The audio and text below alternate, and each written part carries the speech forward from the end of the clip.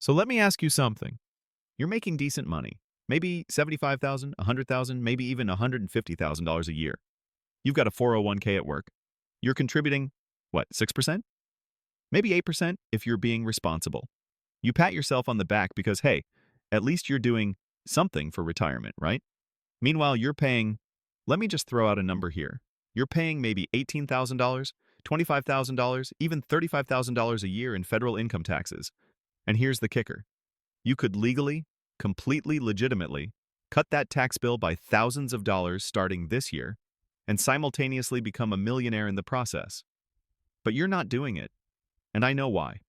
Because nobody ever sat you down and actually explained how tax-advantaged retirement accounts really work, and why maxing them out is probably the single most powerful wealth-building tool you have access to. My name is John, and I spend way too much time thinking about why smart, hardworking people are leaving literally hundreds of thousands of dollars on the table by not maximizing their tax-advantaged retirement accounts. If you're someone who feels like you're doing okay financially, but you're not quite building wealth as fast as you thought you would, or you look at your paycheck and wonder where all that money actually goes, make sure to hit that subscribe button and give this video a thumbs up if this helps you out. Look, I get it. When someone says, max out your 401k, your brain immediately goes to one place. I can't afford that, right? Like you're thinking, John, I've got a mortgage, I've got car payments, I've got student loans, I'm trying to live my life. I can't just throw $23,000 into a retirement account. And here's the thing. That reaction? That's exactly what the tax code is counting on. Because while you're thinking you can't afford to max out these accounts, what you're actually doing is writing a massive check to the IRS every single year that you didn't have to write. Let me show you something that's going to make you angry. According to the IRS data from 2023, only about 14% of eligible workers actually max out their 401k contributions. 14%. That means 86% of people are voluntarily paying more in taxes than they need to. Here's what most people don't realize. Tax-advantaged retirement accounts aren't just about saving for retirement. They're about paying less in taxes right now. Let me break this down with real numbers because this is where it gets really interesting. Let's say you're single and you make $90,000 a year. You're in the 24% federal tax bracket. Currently, you're contributing $5,400 a year to your 401k. That's 6%, which is what, let's be honest, most people do because it's the company match. Now, what if instead you maxed it out? The 2024 limit is $23,000. Here's the math. Your additional contribution, $23,000 minus $5,400 equals $17,600 more going into your 401k, your tax savings, max. $17,600 times 24% equals $4,224 that you're not sending to the federal government. Let me say that again. You save over $4,000 in federal taxes alone. We're not even talking about state taxes yet. If you're in a state like California or New York with another 6 to 9% state income tax, you're saving another $1,000 to $2,500. So that $17,600 extra contribution, it only cost you about $12,000 to $13,000 in actual take-home pay. You're getting a 35% instant return just from the tax savings. Show me literally any investment that guarantees you a 35% return the second you make it. I'll wait. Now you might be thinking, okay, John, that sounds great, but I still don't have an extra $12,000 or $13,000 just lying around. And this is where we need to talk about the psychology of money, because this is the part that trips everyone up. Here's the thing. You're not looking for extra money. You're restructuring the money you already have. Think about it this way. If your employer came to you tomorrow and said, hey, we're cutting your salary by $12,000 a year, you would freak out, right? You'd immediately start thinking, what can I cut? What can I reduce? How do I make this work? You'd figure it out because you'd have to. But when I suggest voluntarily reducing your take-home pay by that same amount to max out your 401k, suddenly it's impossible. See the disconnect? The difference is purely psychological. In one scenario, the decision is made for you. In the other, you have to choose to make yourself slightly uncomfortable now for a massive payoff later. And look, I'm not going to sit here and tell you it's easy. When you increase your 401k contribution from 6% to 25%, or whatever it takes to hit the max, your paycheck is going to look smaller. That first month is going to feel weird. You might have to actually look at your spending and make some real decisions. But here's what nobody tells you. You adapt. Fast.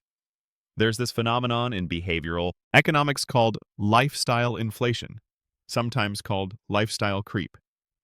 A study from the Journal of Economic Psychology found that when people get raises, they typically increase their spending by 50 to 90% of that raise within the first year. You get a $10,000 raise, and mysteriously, you're spending $7,000 to $9,000 more per year. Nicer apartment, nicer car, more dinners out, better vacations. And at the end of the year, you look at your bank account and think, where did all that extra money go? Here's what most people don't realize. Maxing out your retirement accounts is the single best defense against lifestyle inflation. Let me give you a concrete example. Let's say you're 28 years old, making $70,000 a year. Every year, you get a modest 3% raise. That's just keeping up with inflation, basically. But every year, you also increase your 401k contribution by that same 3%. Year 1, you contribute $10,500, 15% of your salary. Year 5, you're contributing $12,500. Year 10, you're contributing $15,500. Year 15, you're maxing out at $23,000, assuming the limits increase modestly over time. Your lifestyle stays essentially the same because your take-home pay increases very slowly. You're not depriving yourself. You're not living on rice and beans. You're just not upgrading your life every time you get a raise. And here's the payoff. By the time you're 63 years old, with just a 7% average annual return, which is conservative for a stock market index fund, you'd have approximately $3.2 million in that 401k. $3.2 million. But here's where this gets even better, and this is the part that frustrates me because so few people know about it. The 401k isn't the only tax-advantaged retirement account. Depending on your situation, you might have access to a traditional IRA or Roth IRA. That's an additional $7,000 per year for 2024 if you're under 50. An HSA, health savings account, if you have a high-deductible health plan, that's another $4,150 for individuals or $8,300 for families. And this is actually the best tax-advantaged account because contributions are tax-deductible, growth is tax-free, and withdrawals for medical expenses are tax-free. It's triple tax-advantaged. If you're self-employed or have a side hustle, you could potentially open a solo 401k or SEP IRA and contribute even more. If you're a high earner and you've maxed everything else, there's the Mega Backdoor Roth strategy where you can potentially contribute up to $69,000 total to retirement accounts in a single year if your employer plan allows it. Let me paint a picture of what maxing out everything looks like for a married couple both working professional jobs. His 401k, $23,000.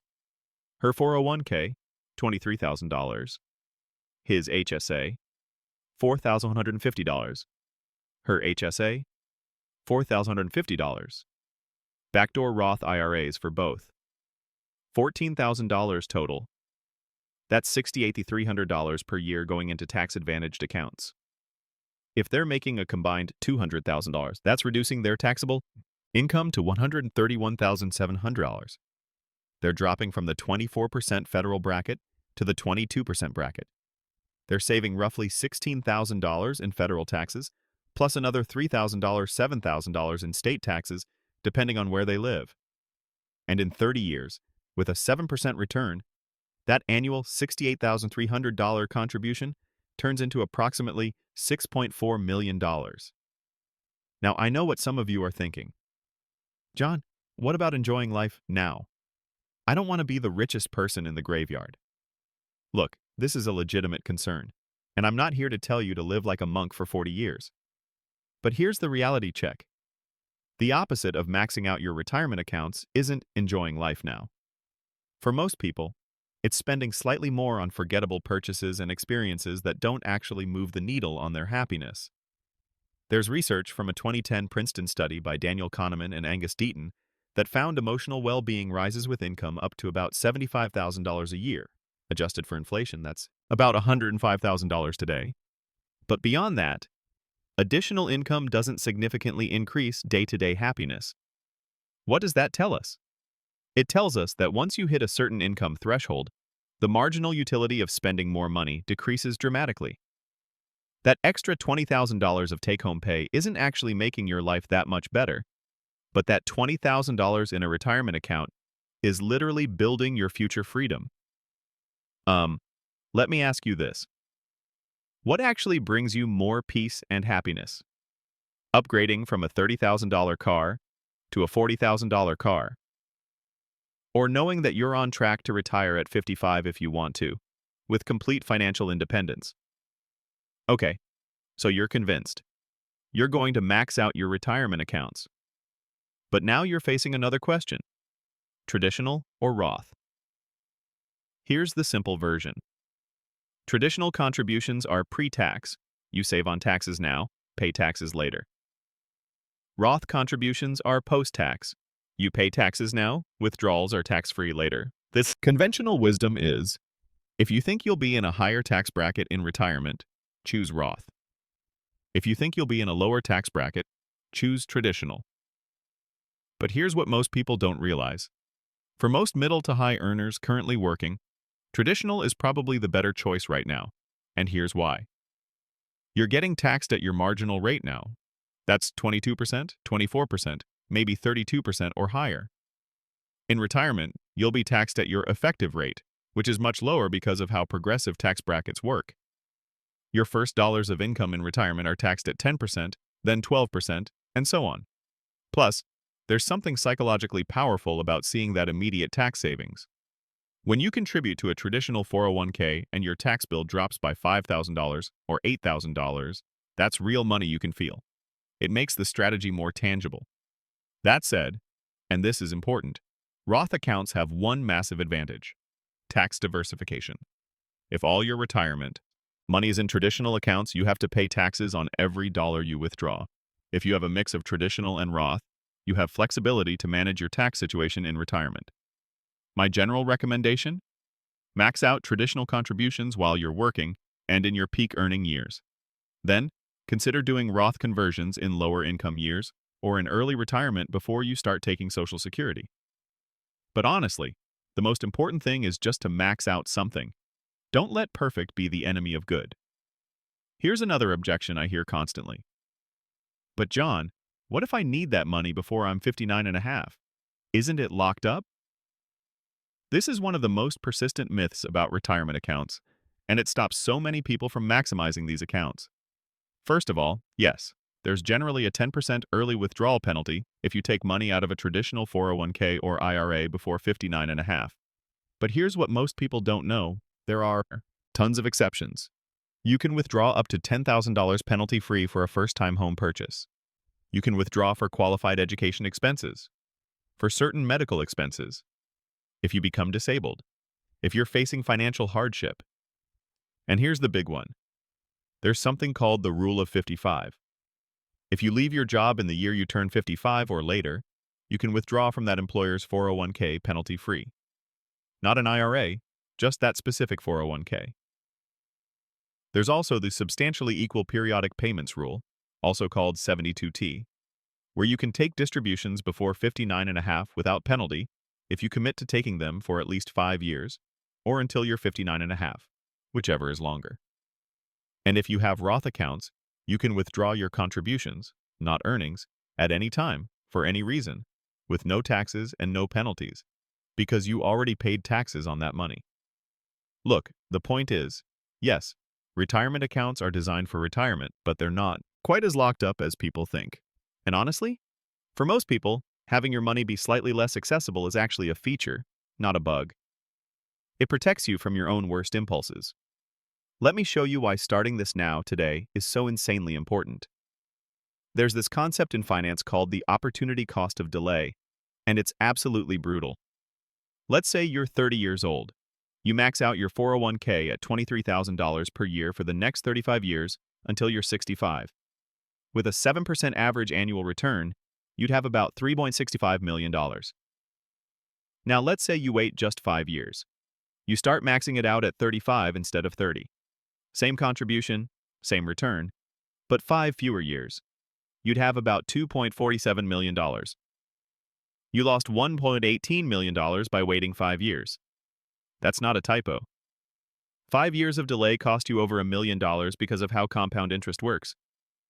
Those first 5 years of contributions, $115,000 total, turned into $1.18 million because they had 35 years to grow. This is why I get so frustrated when I see people in their 30s and 40s who are making good money, who could afford to max out these accounts, and they're just not doing it. They're telling themselves, oh, I'll start doing that when I make more money, or I'll catch up later. You can't catch up later. Time is the most valuable asset you have in investing, and every year you delay is a year you can never get back. All right, so here's what you're going to do. Not might do or should think about doing. Here's what you're actually going to do this week. Step 1. Log into your 401k account right now, today. Check what percentage you're currently contributing.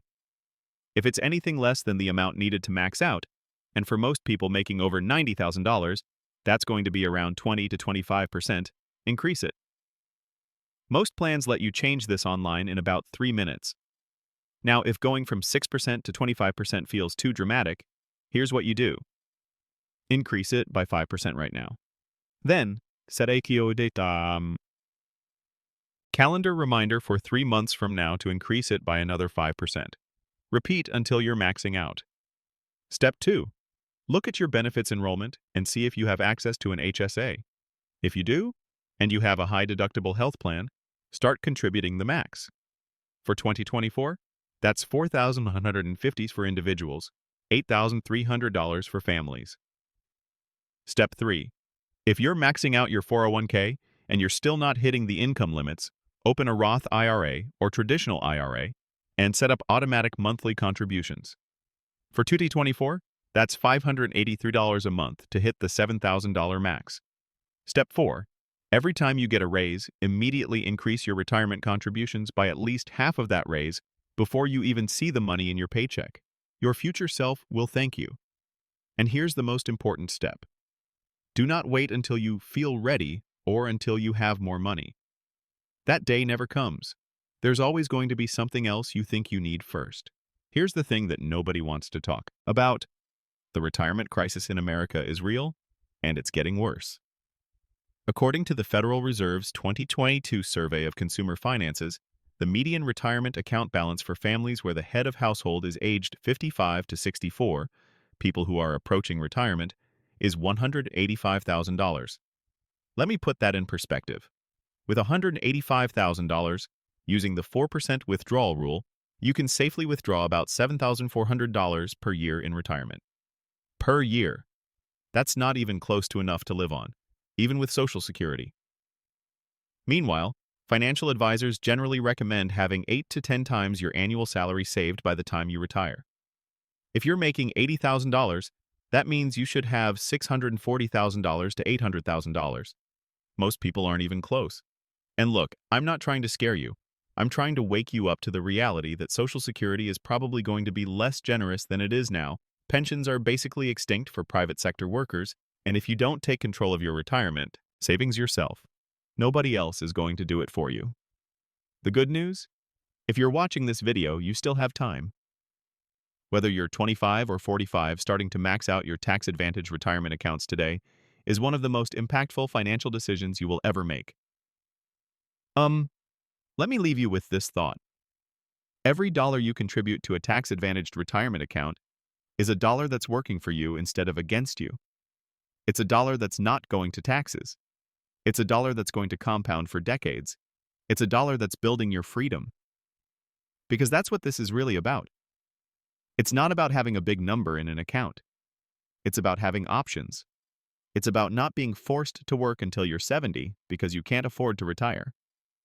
It's about being able to say no to a job you hate or yes to an opportunity that excites you, even if it pays less. Financial independence isn't about being rich. It's about being free, and maxing out your tax-advantaged retirement accounts is the single most reliable path to get there for people who don't have family money or a trust fund or some kind of windfall coming their way. So here's my challenge to you. Increase your 401k contribution this week. Not next month, not after you figure things out. This week, log in, make the change, and start building the future you actually want instead of the one you're accidentally creating by doing nothing. If this helped you out, and you're actually going to take action on this, smash that like button and drop a comment letting me know what you're going to change. And if you want more content about building real wealth without gimmicks or get-rich-quick nonsense, hit subscribe. Thanks for watching, and I'll see you in the next one.